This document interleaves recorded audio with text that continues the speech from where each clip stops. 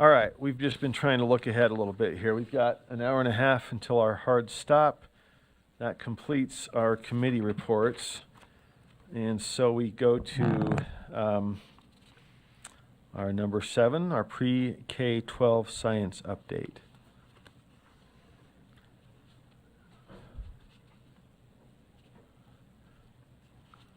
Melissa and Milo, right? Can you introduce yourselves, and thank you for being with us.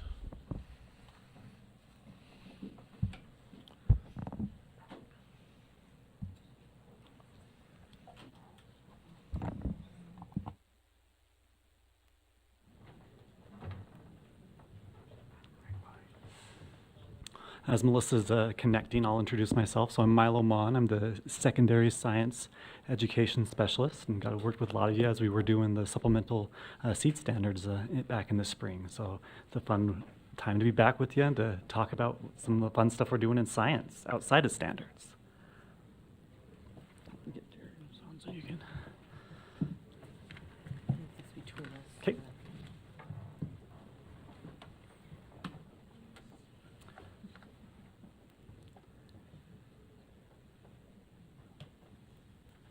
Oh, you just turned it off. Yeah, we turned it off, sorry. Oh. It was green and I thought I had to be red. It does have to be red.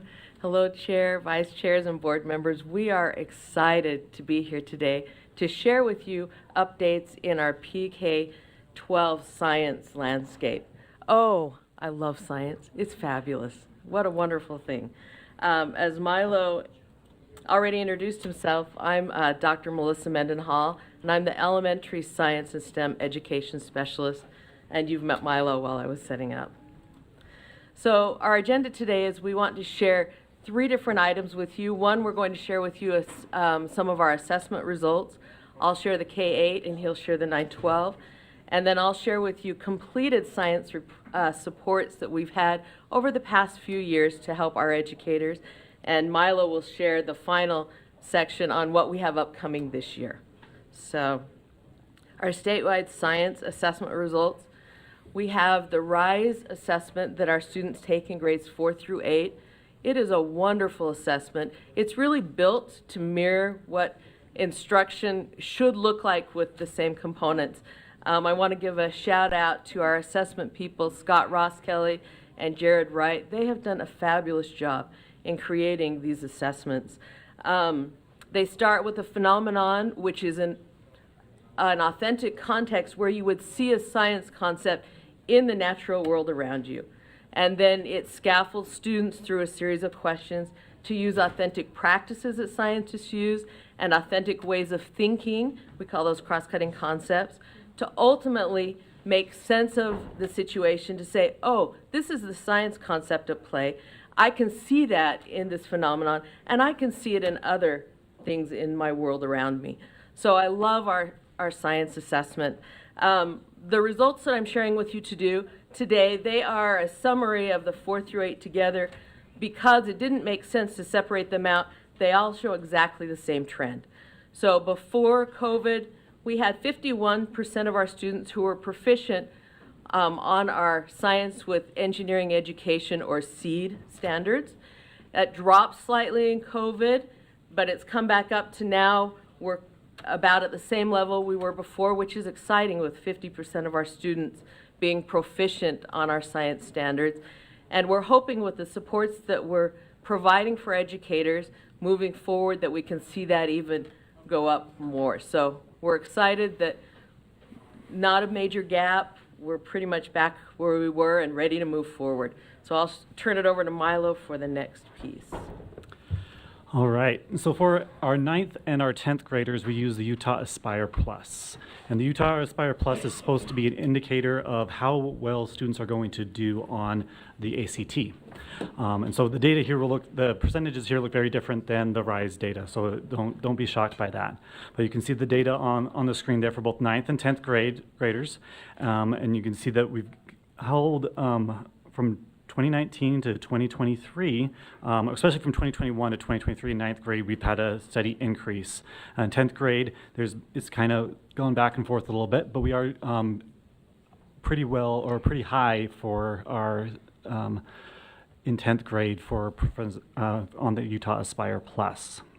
On the ACT, one exciting thing with our 2023 data is that we have not only bounced back on the science ACT, but we are the highest that we've been in the last 4 or 5 years in terms of the data for the science ACT. And this is mainly what 11th graders mainly take this, but it also does include 9th graders and 10th graders and 12th graders that choose to take the ACT in that regards. Okay, so we would like to share with you some of the supports or resources that we've provided for educators in our state over the past few years. And these have all come as requests from them as things that they need, or from administrators or from science specialists from districts saying, these are things that we could really use. So that's what we focused on. I've highlighted some of the main ones that we've done, some of the bigger projects. The ones in bold, I'm just going to quickly share with you. So for our core guides, educators that are using them out in the field and who understand how to use them are saying this is fabulous. It provides learning progressions from K all the way through 12 so that they can see, for my grade band, where is my part of helping them understand this science concept. What should they come to me with? Where are they going after? So that I can really support my students. So they love the learning progressions. There are also, we provide phenomena or authentic contexts where that science concept is found in their world around them so that teachers have some idea, you know, what can I use with my students? And there's a list of these that they can say, oh, I like this, or oh, this makes me think of something that's more relevant for my students, where that same idea is at play. So they love having the phenomena in there. And also another big thing that we've been hearing, when we implemented the SEED standards, teachers were unsure, what does proficiency look like? What's the level of rigor? And so we've provided that in these core guides. It says this is what proficiency looks like, and here's some formative assessments that you can use that mirror the summative RISE assessment at the end of the year so that you can see with your students, you know, where are they at? How are they making sense? Where might I want to support them? So the core guides have been very well received out in the field from the educators that have talked with me. We also have provided Canvas courses. These are all asynchronous, online, free of charge, and if educators complete them, then they get USB-E credits that work towards lane change for them in many instances, or relicensure. You can see the numbers show how many teachers have taken advantage of these courses so far. The course on the top is a general course for all K-12 educators that helps them understand the shifts that our SEED standards expect, from learning about or memorizing facts to figuring out, how do I have tools and resources and make sense of my world so that I'm in control? So that's a big shift for teachers, and this course helps them see those shifts. The other 9 courses, really, teachers were concerned when the standards changed, what if I'm not going to know the background information for the science concepts in my grade? So that's what these courses do, is they support teachers in understanding the science concepts that they will be expected to help their students with. And just on a really exciting note, this summer, we took all of the recommendations from educators that we've had over the past 2.5, 3 years, and we've been working on revising these to even better meet our educators' needs. And K through 5 will be ready to go in the revised version the end of this month. So that's pretty exciting. And then the one last resource, big resource that we've kind of worked on is the UEN SEED eMedia Hub. This has been a huge hit with educators. It's had, since we started it a couple of years ago, over 360,000 views from educators. That's a well-used resource. Within this resource, there are collections. So there are grade level or content area collections that have high quality resources that teachers may choose as they think about, how do I want to construct and implement instruction for my students? There's resources available for them. There are also collections from different LEAs that have said, we've created these things for our educators. We'd love to share them with educators throughout the state. So Davis School District, Jordan, Granite, Nebo, Provo, Cache have provided collections that teachers from across the state can look at. There are also community collections from organizations like our Informal Science Education Enhancement, or IC partners. So there's a collection from the zoo, from the Loveland Living Planet Aquarium, from the Natural History Museum. So there are lots of resources out on this hub that our teachers can say, oh, I really want to work on this standard. Let me go find resources to see how can I best meet my students' needs. So those are some of the resources that we've worked on creating. We've also provided professional learning. Again, we've done this in response to the needs of our educators and what administrators and instructional coaches have said that they would like to have. So there are many. We're just going to focus on kind of the top two that are bolded today. So for the Instructional Coaches Academy, Milo and I did that last year, and we were really looking to meet the needs of, one, what does effective science instruction look like and contain? And two, what resources are out there that I can use as I'm planning instruction that will support effective science instruction? So those were kind of our two big objectives. This was interesting because it's a professional learning series, so they signed up as teams so that they had a support system. Could have been a district team, a school team, could have been like just a grade level team. We had teams of instructional coaches. We also had a team that had all the team leads from every grade level. They sent the team leads that could then go back and work with the rest of the teachers. So they attended in teams. It was 6 full days. And then between, they worked on things with their community and came back, asked questions. We provided more resources and supports. So we did that for 6 days. And I think the results are pretty telling because it's all about the impact. Did this impact what's occurring? So when you look at the left side of the screen in green, we looked at, so I know one of our big objectives was, I know where to access resources.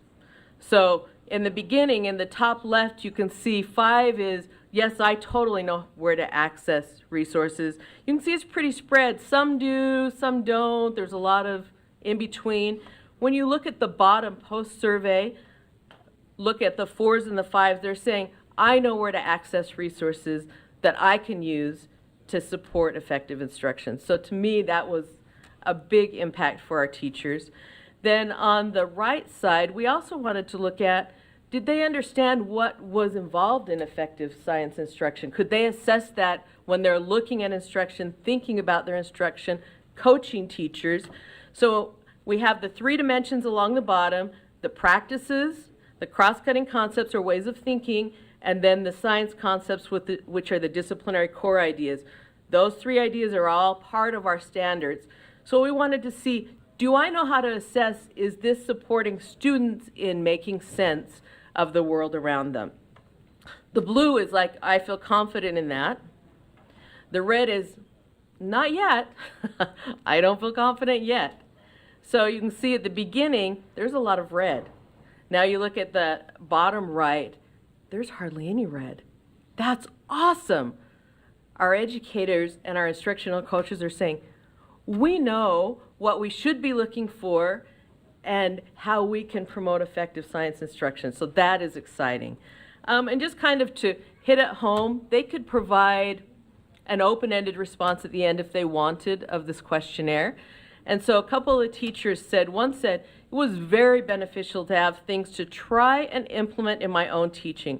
I tried to focus more on student exploration rather than just standing and teaching what was happening with the science. I feel as though I gained a lot of resources that I could share with my team as we planned our science instruction each week. That's empowering. I love that. Oh, and I just had to throw in the kindergarten one. I love that our littles are getting science. So in the time I've had to teach science, it's been really cool to change my thinking on how to teach science better than I have in the past and how to create better learning experiences. How wonderful for our kindergarten students. And then an instructional coach who has a big impact on many teachers. across a district or within a school, an instructional coach said, I am a coach with a background in English teaching, so learning about best science practices, materials, lessons, standards, etc. has been invaluable in my ability to have deeper discussions with my science teachers, as well as be able to better understand and focus on needs when observing science lessons. I have had the chance to observe several teachers and debrief with different focuses. A big one at our school has been the idea of phenomena, and how can we utilize that more in our lessons? So making it authentic to our students, what's happening in their world. I feel more prepared to support science instruction at my school than I did before. That's a wonderful, wonderful impact. And the last professional learning we want to kind of share with you is the STEM Institute. So this was set up similar to the Instructional Coaches Academy, where they attended in teams, but in this they attended as teams of administrators, instructional coaches, and educators, maybe for a district, maybe for a school.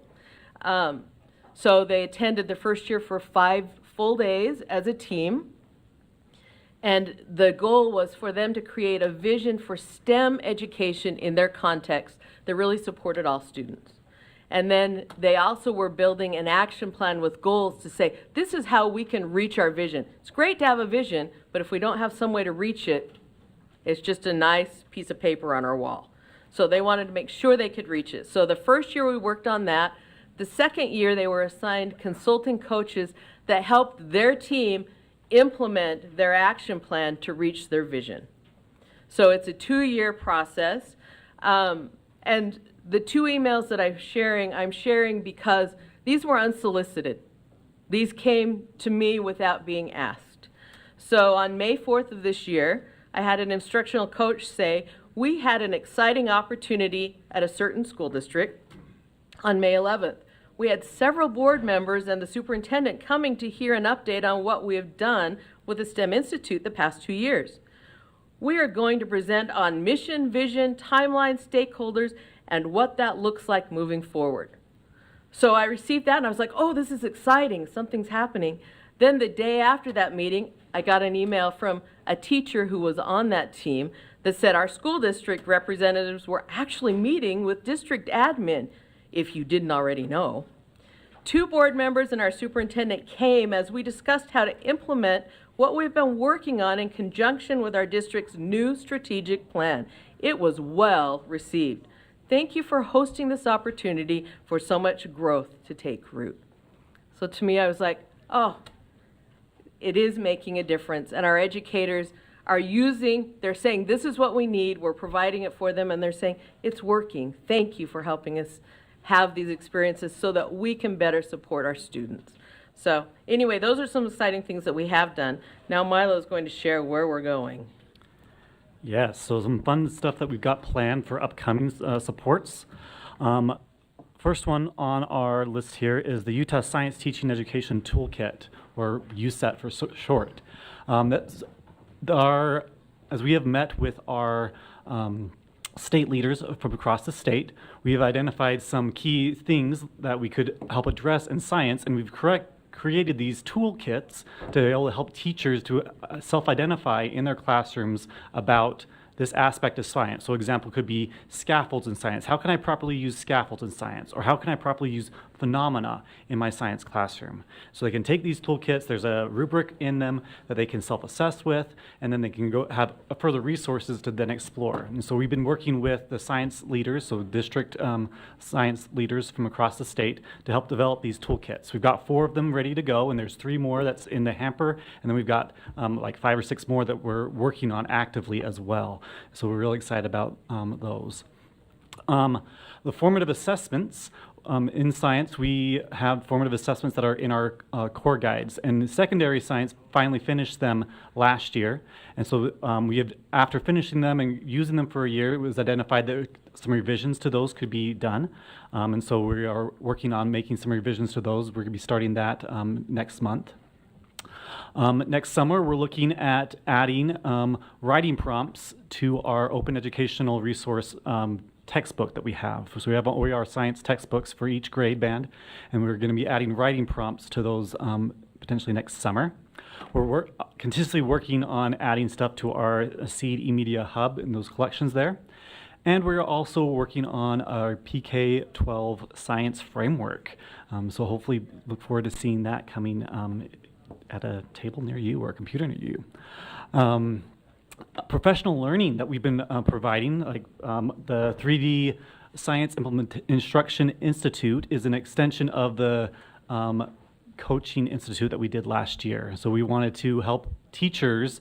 We're seeing the need of teachers were needing to get a course for their endorsement. And so we thought our Coaching Institute can help that if we just tweak one or two little things. So rather than just having coaches and teams of coaches sign up for it, we also opened it up to teachers and made those tweaks. So we're also having teachers attend this year with our 3D Science Instruction Institute to be able to allow them to work on their endorsements for the science core. STEM Institute, we've got a new cohort working there. We've doing presentations at the Utah Science Teaching Association with URSA, and of course we have our PAIMPS people that we are working with and awarding, recognizing those amazing teachers with that award. So that's it that we've got. Any questions that you would like to ask? Member Wood, I had one on the last slide, but go ahead. Oh, sorry. Let me make sure I'm following the right order here. We've got Klein and then Wood. Sorry.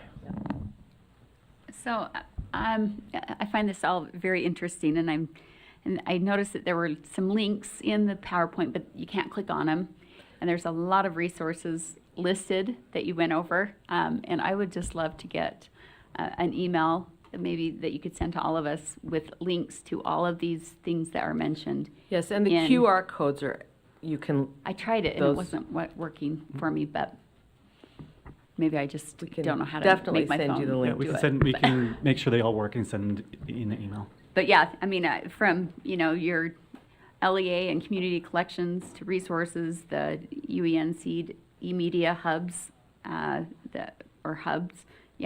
the Seed courses on Canvas, the Utah Science Education Toolkits. That sounds like, and as they come out, you can update us with those and the core guides and standards and guiding documents. What else did you say? Training videos, groups, observation rubrics, the three-dimensional teaching and learning, or observation rubric for three-dimensional teaching and learning, PreK 12 science framework. All of those would be great. Thanks. Thank you. Member Wood. This is just more a comment than a question. I just wanted to thank you for making so many resources available. When we were starting to do the SEED standards with the accessory classes, I actually went through and began implementing the Utah Seeds course to kind of get a better refresher.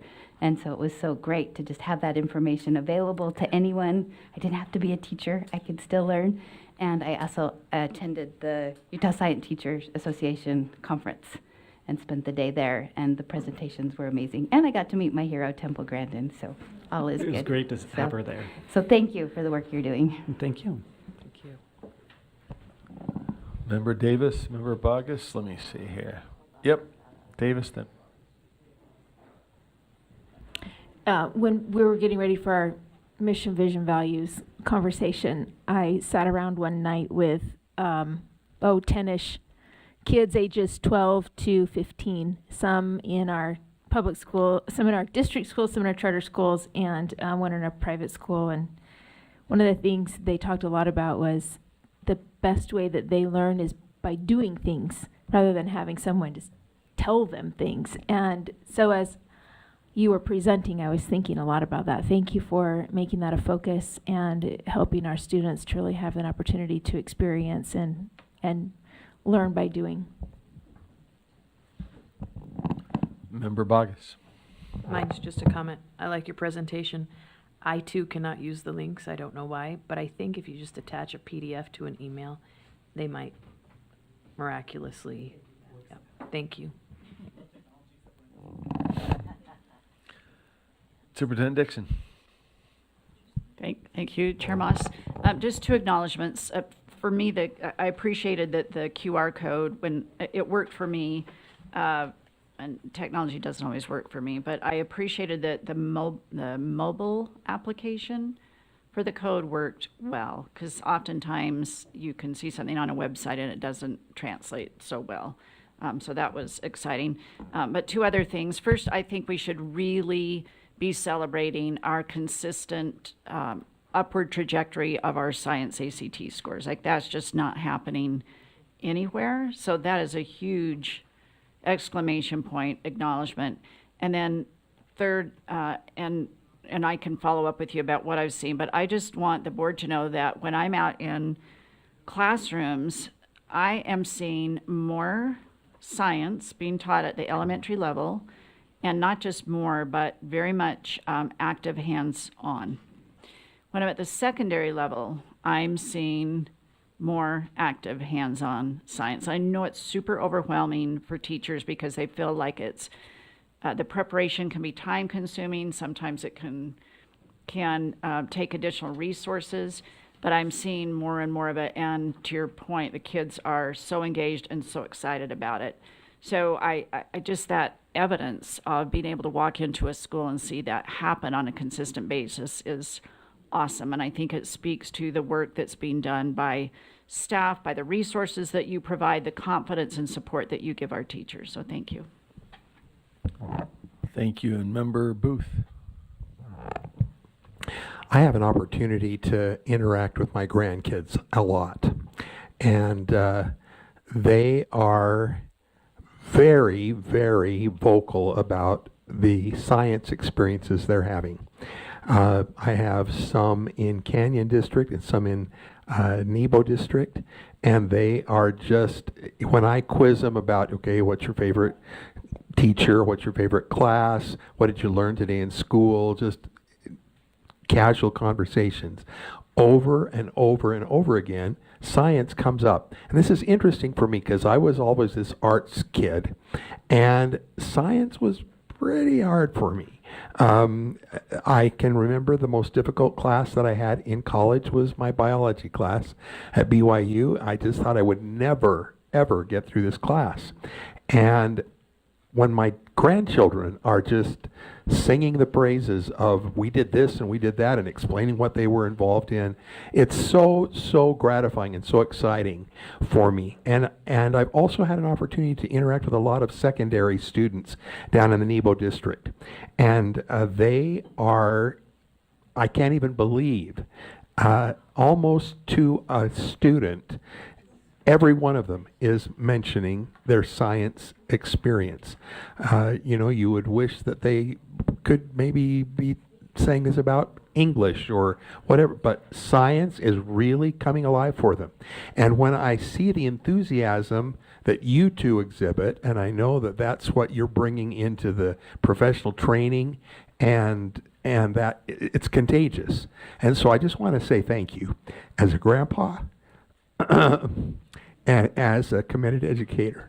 That positive influence is so needed and so deeply appreciated. Thank you so much for the work you're doing.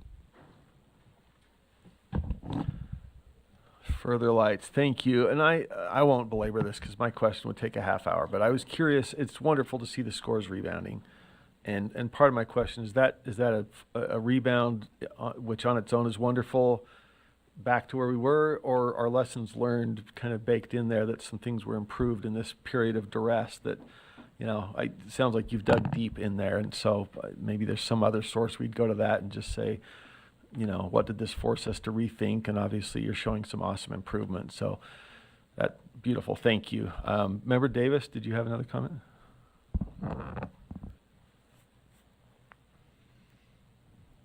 Just, we were able to get the scan codes to work over here. I just didn't want you to feel you put a ton of work into this and be like, now I got to stay up till midnight, doing a whole bunch of, these are working well. So thank you.